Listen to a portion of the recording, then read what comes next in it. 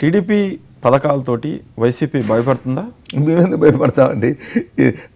వాళ్ళు భయపడి ఇప్పుడు నవరత్నాలని ఎప్పుడు చెప్పాము? ఇది ఈరోజు చెప్పలేదు కదా. అవసరాన్ని ప్రతిపక్షం ఎప్పుడో గుర్తించింది. ఓకే, వైసీపీ జగన్మోహన్ రెడ్డి గారు ఎప్పుడో గుర్తించింది. ఓకే, కాబట్టి గుర్తించారు, వాళ్ళు ఇస్తున్నారు. ఎక్కడ ఇస్తారు?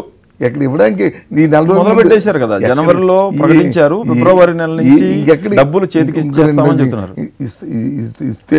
ఇస్తున్నారు. దాన్ని మేమేమి తప్పనంటే మేము చెప్పింది అది మా విజయం కింద మేము భావిస్తున్నాము. ఏంటి ఇంకెవరినండి రేపు ఇచ్చేటప్పటికి ఇంకా ఆ లెక్కలు చూద్దామని ఒకటి. రెండోది ఏంటంటే అది మా విజయం.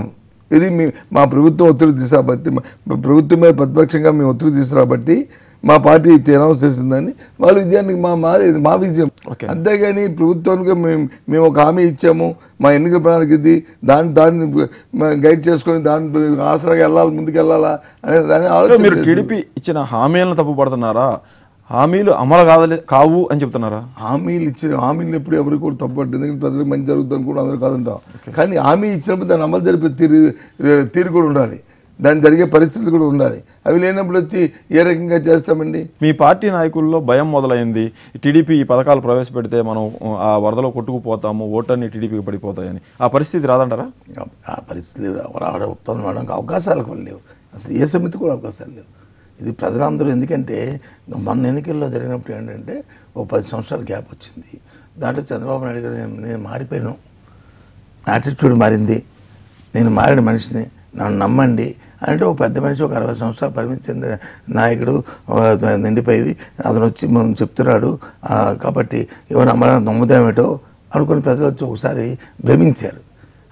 భ్రమించారు, నిజమవ్వాలని కోరుకున్నారు, కానీ భ్రమగా మిగిలిపోయింది.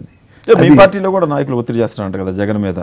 పింఛన్ల మొత్తాన్ని ఇప్పుడు మనం ప్రకటించిన 2,000ని 2,500 3,000 చేద్దాము, అలాగే రైతు భరోసాకి ఇస్తామన్న 12,500 25,000 చేద్దామని చెప్దామని. ఎందుకు జగన్మోహన్ రెడ్డి గారే చెప్పారు ఇది మాట. ఇది మేము 2,000 రూపాయలు ఇప్పుడు ఇస్తాము, ఇంకా ఎప్పుడు ఇది 6 నెలల కింద చెప్పారు.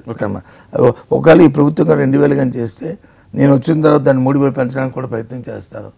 మీరే ఇబ్బంది పడకండి, మీ తాలూకా కష్టం, మీ తాలూకా ఆర్థిక పరిస్థితులే నాకు ముఖ్యం, మీ ఆర్థిక పరిస్థితులు ఏ విధంగా మెరుగుపడాలా ఆ ప్రణాళిక చేస్తానని ఆయనే చెప్పాడు.